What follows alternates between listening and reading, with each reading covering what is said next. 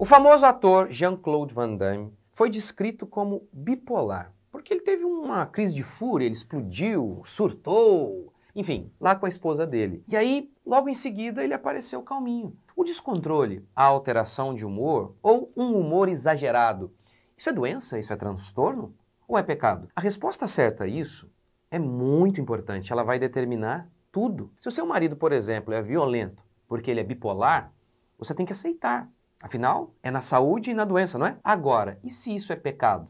Você deveria ficar longe, porque amanhã, essa fúria, esse descontrole em forma de semente hoje, pode e costuma resultar em agressão física contra você. Então vamos lá, vamos falar disso aí hoje. Curta, comente, se inscreva, bora para mais um vídeo. Primeiro, vamos ver aqui o vídeo. Tá vendo aqui? Isso aqui é um vídeo que eu tirei de uma página aí no Instagram e já foi aqui, diagnosticado aqui com bipolaridade. O mais engraçado é isso, os critérios são subjetivos para ter diagnóstico, mas assim, base apenas numa cena, eles já conseguem dar o diagnóstico já. É demais. Os próprios psiquiatras, eles admitem, olha, porque tem vários níveis de bipolaridade, dizem eles. E para diferenciar do tipo 1, tipo 2, enfim, eles mesmos admitem, é bem difícil, mas aqui simplesmente com uma cena eles já conseguiram identificar. Então vamos lá. You don't like that. Of course I'm like that. I know, but don't. Don't what? You interrupting me. I talk about this to my heart there. Stop, Gladys. No, don't do that. You okay, babe?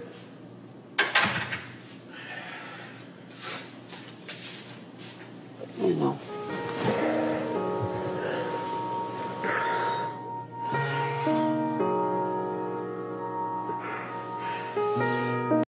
Então é por isso que eles falam, tá vendo? É bipolar.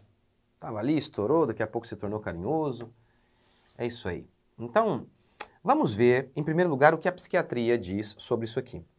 O DSM é a bíblia da psiquiatria. É o documento mais importante em se tratando aí dos critérios diagnósticos para identificar as ditas doenças mentais, o transtorno ou síndrome. Tanto é que quando você procura por matéria, por outros psicólogos dando diagnóstico, dando critérios de diagnóstico para bipolaridade ou qualquer outra coisa, você encontra aí os mesmos critérios aí do DSM. Isso é muito, muito interessante, mostrando então a importância desse documento. Então não estou pegando aqui um espantalho, tá? Estamos pegando aqui a maior autoridade no assunto, o DSM. O que a gente tem? Lá no DSM, primeiro você tem vários níveis de bipolaridade, tipo 1, tipo 2, ciclotímico e por aí vai. E os próprios doutores reconhecem ser difícil diferenciar um do outro. Por exemplo, um psiquiatra aí com um vídeo, nossa, muitas visualizações, trazendo a classificação do que é a bipolaridade, Dr. Fernando Fernandes. É super difícil também fazer o diagnóstico de ciclotímico. E ele chega a dizer, olha, a gente também precisaria do auxílio dos familiares e por aí vai. Eu vou te mostrar como que isso é tão subjetivo, como que eles mesmos admitem que é super, hiper, mega difícil trazer os diagnósticos precisos, mas estão o tempo todo trazendo diagnóstico aí, rotulando todo mundo. Então, e esse mesmo doutor diz assim no vídeo dele, olha, isso aqui não é um dogma, né? Ele falando dos critérios para diagnóstico de bipolaridade. E são os mesmos, eu conferi, os que ele dá no vídeo são os mesmos do DSM. Leve alteração ali, ele cita o CID também, mas basicamente o DSM. E aí, olha que coisa, ele dizendo, olha, isso aqui não é um dogma. Ou seja, não é objetivo. Não é objetivo, é uma coisa meio subjetiva. No entanto, eles estão aí sendo precisos e dando diagnóstico à torta e direito. Mas aí, olha que coisa. Vou mostrar aqui para vocês. Isso aqui ó, é a página. Eu tenho o DSM na minha versão Kindle. No meu iPad, né? Na realidade, comprei lá na Amazon. Enfim, olha isso aqui, ó. Isso aqui é uma página falando sobre o critério aí para trazer o diagnóstico, né, para bipolaridade. Bipolaridade tipo 1. E aí, qual que é o que eles chamam de episódio maníaco. Primeiro critério, um período de humor anormal. É o que a gente lê aqui, ó. Um período de humor anormal. Mas para dizer que é anormal, você precisa ter um padrão de normalidade. Com base em que eles definem? Qual é o critério? Quem define? Quanto que a gente de emoção, de humor é normal ou anormal? Quem define isso aí? É engraçado. Tem também algumas classificações deles aqui, que é o episódio maníaco para o hipomaníaco. E aí fica mais engraçado. Qual que é a diferença? Algumas diferenças. Mas, por exemplo, o episódio maníaco é aquele que pelo menos tem que ter pelo menos uma semana. Uma semana. E com os sintomas. Hipomaníaco. Aí é um humor anormal por 4 dias. De onde tiraram isso? De onde? Por quê? Uma semana, 4 dias? O que acontece? Que no 6º dia, às 23 horas e 59 minutos, eu estou normal. Viro o relógio, eu estou com um transtorno bipolar. O Allen Francis, que é diretor do DSM-4, ele disse: temos que aceitar o fato de não existir um padrão simples para decidir quantos de nós são anormais. Para dizer que somos anormais, temos que ter um padrão de normalidade. Em se tratando de doenças reais, que tem a ver com a normalidade física, marcador biológico, o padrão é estabelecido pela própria natureza. Um pulmão doente, por que a gente sabe que ele é anormal? Porque ele está em comparação com todos os outros saudáveis. Você tem, então, um pulmão saudável que é uma referência objetiva e concreta, material. Mas e o comportamento humano? Tem a ver com escolhas, com cultura, com crenças, com cosmovisão. Quem determina qual é o comportamento normal? O humor normal? O humor dos africanos é diferente do humor dos europeus. Qual deles é anormal? É por isso que Alex Berenson, ele é um microbiologista e escritor de ciência. Ele publicou um artigo na Los Angeles Times afirmando que psicologia não é ciência. E ele dá uma explicação que tem tudo a ver com isso que a gente está falando aqui, ó, com essa subjetividade dos critérios. Uma semana aí é bipolar. Ele está explicando por que a psicologia não é ciência. Ele diz: porque a psicologia frequentemente não atende aos 5 requisitos básicos para que um campo seja considerado cientificamente rigoroso: terminologia claramente definida, quantificabilidade, condições experimentais altamente controladas, reprodutibilidade e, finalmente, previsibilidade e testabilidade. E aí ele dá um exemplo. A pesquisa sobre felicidade é um ótimo exemplo de por que a psicologia não é ciência. Como exatamente felicidade deve ser definida? O significado dessa palavra difere de pessoa para pessoa e especialmente entre culturas. O que faz os americanos felizes não necessariamente faz os chineses felizes. Como se mede a felicidade? E óbvio que a felicidade tem muito a ver com a bipolaridade, que tem a ver com o humor. A gente pode com certeza falar de felicidade relacionada aos nossos humores. Mas ele continua: os psicólogos não podem usar uma régua ou um microscópio para medir a felicidade. Então eles inventam uma escala arbitrária, como por exemplo aqui, uma semana com humor alterado. É bipolar. Hoje, pessoalmente, estou me sentindo em torno de 3,7 de 5 feliz. E você? Eles inventam uma escala arbitrária. Isso tudo, né, que parece tão científico, sistematizado ali, esses diagnósticos aqui, como que eles são feitos? Allen Francis, diretor do DSM-4. Ele dirigiu o DSM-4. Ele confessa no seu livro, Voltando ao Normal, capítulo 2, votação. E quando o negócio ficava feio, aquele que falava por mais alto, com o Bob Spitzer, diretor do DSM-3, esse vencia. Esse é o critério de diagnóstico, esse é o padrão científico e que os pastores estão recomendando. Como? Votação. Lê lá, capítulo 2, vê se eu estou tirando do contexto. Confere lá. Capítulo 2, Voltando ao Normal, Allen Francis, um dos papas aí da psiquiatria. Gente, é tão arbitrário que o DSM, ele confessa, por exemplo, que ele mudou o critério em relação ao transtorno bipolar. Que o bipolar clássico precisava ter episódio depressivo maior e psicose juntamente com o episódio maníaco, ou seja, tristeza e depois euforia. Já agora, apesar de eles dizerem que a maioria tem ainda depressão, não precisa mais necessariamente ter depressão e episódio maníaco. Mudaram o critério com base em quê? Mudaram do mesmo jeito que mudaram o homossexualismo? Porque o homossexualismo já foi considerado transtorno. Com base em quê? Qual o critério científico? Nenhum. Agora não é mais. Saiu do DSM. Qual critério científico usaram para colocá-lo e qual critério científico usaram para tirar o homossexualismo do DSM? Nenhum. Isso tem a ver com cultura. No passado era mal visto pela sociedade, hoje, por conta da pressão, quer dizer, a sociedade ainda vê com maus olhos, mas a grande mídia, é ela que aparece, então culturalmente ela mudou. Então aí você tem a mudança também do DSM, não tem nenhum critério científico. Então isso é um exemplo clássico. Né, de que as ditas doenças mentais, elas não têm nada a ver com ciência, aqui a gente não está falando daqueles problemas cerebrais, isso é outra coisa, tá? O cérebro sendo um órgão físico, ele fica enfermo sim, mas não é disso que a gente está falando aqui. A gente está falando desses problemas aí, ditas doenças mentais, que não tem nenhuma normalidade física. Agora, Olha o outro critério. Esse aqui é muito legal. Esse aqui, para identificar bipolaridade. Ah, esse aqui é um show de humor. Autoestima inflada. Autoestima inflada. Imagine o paciente entrando no consultório do doutor. Na medicina tradicional. O que você tem? Ah, tô com isso. Deixa eu medir a sua pressão em primeiro lugar. Tem um critério objetivo, 12/8, não é? Na maioria dos casos, aí 12/8 é o padrão. Isso é ciência natural, isso é medicina, é matemática, padrões objetivos, quantificáveis. E autoestima inflada, como é que faz isso? Entrou lá o paciente com autoestima inflada, sei lá. Entra aqui, eu vou medir a sua autoestima. Ah, como é que faz isso? Todos os gênios, eles já foram considerados arrogantes.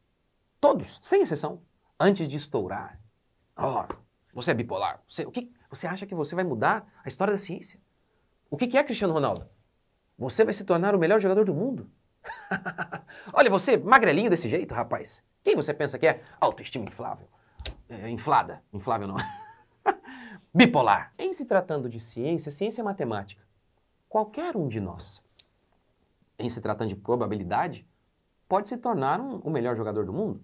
Qualquer criança, né, que está ali na carreira, por que não? Ah, mas ele é gordinho. Ah, ele pode emagrecer. Ele pode mudar. Em se tratando de estatística, como é que faz isso? Autoestima inflada, como é que se mede isso? Medir se uma pessoa é arrogante ou não? Isso é objeto da ciência natural? Pelo amor de Deus, medir a arrogância de alguém tem a ver com crenças, valores, toda uma cosmovisão. O que isso tem a ver com ciência natural? Outro critério diagnóstico, olha isso aqui, ó. Ah, deixa eu achar aqui. Esse aqui também é interessante. Envolvimento, isso aqui do episódio maníaco. Envolvimento excessivo em atividades com elevado potencial para consequências dolorosas. E eles mesmos dão um exemplo aqui, ó. Indiscrições sexuais. Como é que é? É o prazer pelo perigo. Mesmo sabendo que tem consequências terríveis. Aí, no caso, indiscrições sexuais. Ou seja, qualquer tipo de perversão sexual. Aí a pessoa adultera e ela diz, eu tive um surto. Ninguém mais é responsável. Isso aqui é tão sério e tem implicações profundas. Porque veja isso aqui, ó. Lembra desse caso? Da mulher que saiu com o personal? E eu só estou contando isso aqui porque isso aqui inclui, não é, se tornou público. Não é por isso que eu estou falando. É porque tem interesse público não por conta do caso em si, mas porque isso tem uma implicação jurídica e a sociedade precisa decidir sobre isso. Como eu vou mostrar para você já. Olha o que a gente tem aqui então, ó. Né? A mulher que saiu com o mendigo lá. Mulher personal trainer teve 2 surtos após caso com o mendigo e foi amarrada para o hospital. Diagnóstico com transtorno bipolar e depressão. Até aí. Por que eu decidi falar, mesmo sabendo que é tão chato esse assunto, tão delicado e a gente se compadece, enfim. Mas porque tem sim uma questão que é de interesse para todos. Que é uma questão de interesse jurídico. Olha isso aqui é um site, consultor jurídico, um site aí de advocacia. Hipótese de aplicação do Código Penal no caso da mulher e do mendigo. Por quê? Porque ela teria enviado uma mensagem, gravar um áudio, dizendo que ela viu a face do marido no mendigo. Ou seja, então ela estaria bipolar, ou seja, não tinha consciência do que estava fazendo. Aí, olha que coisa, olha essa matéria aqui, ó. E o marido agrediu o mendigo. Então, olha como que isso aqui tem implicações jurídicas e que isso é do interesse de todo mundo, por isso que eu estou falando aqui. O quadro que surge das declarações da própria senhora e de seu marido, entretanto, envolvem uma complexa situação jurídica, que serve como paradigma de análise para inúmeros casos de denúncias por violência sexual na modalidade denominada pelo Código Penal como estupro de vulnerável. Porque ela é bipolar e logo se tem doença mental, o mendigo cometeu estupro de vulnerável, porque ela não tinha consciência do que ela estava fazendo. E aí, o marido não agrediu, ele defendeu a esposa. E aí, o mendigo tem que ser preso. Se ela é incapaz. Tá vendo como que isso aqui é sério? É seríssimo. Tem implicações jurídicas. É um negócio assim assustador. Assustador. Como que, infelizmente, pastores não têm percepção disso. E ainda fazem o terrorismo, né? Tá passando mal? Vá para o psicólogo. Fazem terrorismo. Mas isso aqui que você deveria prestar atenção. É isso. muda tudo, influencia tudo nas nossas vidas. É um negócio assim, como que as pessoas perderam a noção da realidade? Como que estão engolindo essas besteiras constantemente? Sendo que o que a gente está falando aqui é de pecado, gente. No seu livro Evasivas Admiráveis, Theodore Dalrymple, psiquiatra, diz que a psicologia, e a psiquiatria também, acaba dando fugas para que o homem não assuma a responsabilidade por sua vida. A psicologia tem sido um negócio tão espetacular, e a psiquiatria também, para desculpar os nossos erros, que nós vivemos numa era feminista, que até quando os homens não têm culpa, eles são culpados. E aí, quando você vê um homem como o Van Damme, cadê? Você está vendo o Van Damme sendo agressivo, ele pega um negócio, joga assim, grita com a mulher. Você está vendo o cara sendo agressivo com a esposa. Aí, com razão, as feministas deveriam dizer, respeite as minas, meu. Aí ninguém fala nada, porque tem transtorno. Thomas Szasz, psiquiatra, no seu livro Mito da Doença Mental, diz, dizer que até os paranoicos são responsáveis por seus atos é blasfêmia para a psiquiatria. Sim, até aqueles que têm de fato alguma deficiência. Na minha igreja, a gente tinha uma família, hoje eles não moram aqui, a criança de fato tinha uma deficiência. Essa de fato tinha. Síndrome do X frágil. Mas a criança super responsável. Obediente. Por quê? Porque esse pai, sabendo mesmo da deficiência do filho, acreditava que ele é responsável pelos seus atos. É óbvio, a gente tem que ter paciência, mas esse pai educou seu filho dessa maneira. Como disse Thomas Szasz, dizer que até os paranoicos são responsáveis é blasfêmia para a psiquiatria. Qual que é o problema então desses diagnósticos? As pessoas ficam reféns desses rótulos e nunca conseguem melhorar. Pois não tem cura, não é? Eles dizem. Apenas controle, você tem que controlar. De modo que o diagnóstico só serve para que as pessoas pequem sem sentir culpa e fazem da vida daqueles que estão ao seu lado um inferno. Veja nos comentários lá, se você entra lá nos comentários desse vídeo aqui, que você vê algo assim, por exemplo, ó. Nossa, vocês estão falando aí que a mulher não tinha que aguentar isso. Ora, casamento é na saúde e na doença. Tá vendo? Um cara violento que amanhã pode tornar essa violência física, a mulher tem que aceitar, porque é na saúde e na doença. É doença? Eu falo por experiência como pastor. Na esmagadora maioria dos casos, em que os homens começam a ter atitudes assim, sabe? Fúria. A maioria dos casos, isso aqui se torna em agressão. Mas a mulher tem que aceitar, afinal, tá doente? Tá doente? Agora, olha isso aqui. Já vi casos assim. O homem subiu o tom ali com a esposa, mas a mulher, braba, das boas, disse, aqui não. Nem pense em ser violento comigo. Dá chilique quebrando as coisinhas, porque amanhã você vai me quebrar. Não. Se você ameaçar tocar em mim ou perder o controle, eu acabo com você. Eu vou gritar, eu vou chamar a polícia, eu vou chamar meu pai, eu vou chamar o Batman. Mas nem ouse em tocar em mim. Nem ouse. Eu já vi casos de mulheres assim. Sabe o resultado? O cara é curado da bipolaridade. Não é maravilhoso isso? Enfim, estão chamando tudo hoje de doença e de transtorno. Chamando o que a Bíblia chama claramente de pecado. Como disse o doutor Daniel Berger, aquilo que a Bíblia diz claramente que é pecado, nenhum cristão deveria procurar ver se é uma doença. Isso muda tudo.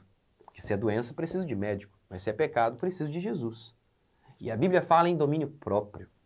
Em sermos fortes interiormente para sermos pessoas constantes. E tudo isso é fruto do Espírito, que diz Gálatas 5:22, que o fruto do Espírito é domínio próprio.